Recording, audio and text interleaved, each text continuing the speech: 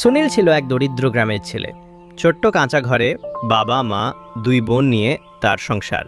বাবা একজন দিনমজুর, মা বাড়ির কাজ আর পাশের বাড়ির ছেলে মেয়েদের পড়ানো করতেন। সংসারে অন্ন জোটাতেই কষ্ট হতো, তবুও সুনীল ছোট থেকেই পড়াশোনায় ভালো ছিল। গ্রামে স্কুল শেষ করে সে কলেজে ভর্তি হয়। পড়াশোনার ফাঁকে কৃষিকাজেও হাত লাগাত, বাবার কাঁধে ভার কমাত। সুনীলের একটাই স্বপ্ন, একদিন ভালো চাকরি করে সংসারের হাল ধরবে। কিন্তু গ্রামে চাকরির সুযোগ নেই, তাই সে শহরে যাওয়ার সিদ্ধান্ত নিল। সাবধানে থেকো বাবা, ভালো কিছু করো, আমাদের মুখ উজ্জ্বল করো। মা, তুমি কেঁদো না, আমি চেষ্টা করব তোমাদের কষ্ট খোঁচাতে। শহর বড় জায়গা, সহজ হবে না, তবুও হাল ছাড়িস না, মনে সাহস রাখিস। হ্যাঁ বাবা, তোমাদের আশা আমি ভাঙব না।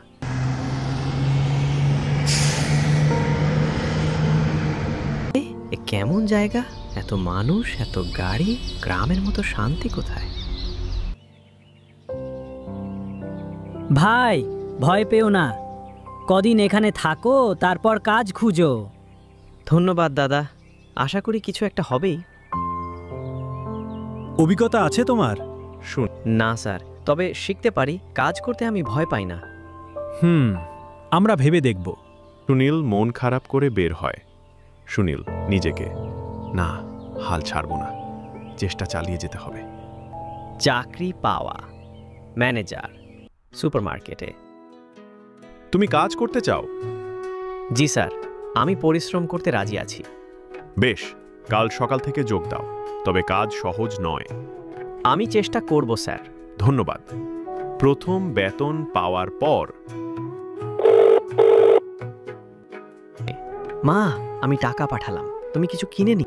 বাবা, তুই আমাদের কত বড় উপকার করলি, ঈশ্বর তোকে ভালো রাখুক। মা, এটা তো শুরু, একদিন তোমাদের সব কষ্ট শেষ হবে। প্রমোশনের দিন। সুনীল, তোমার কাজ দেখে আমরা খুশি, আজ থেকে তুমি সুপারভাইজার। ধন্যবাদ স্যার, এটা আমার জন্য বড় সুযোগ। অভিনন্দন ভাই, তুই সত্যিই পরিশ্রমী। ধন্যবাদ সবাইকে, আমি চেষ্টা চালিয়ে যাব। 2 বছর পর সুনীল গ্রামে ফিরল। পরিবার আর গ্রামের মানুষ তাকে দেখে খুশিতে ভরে গেল।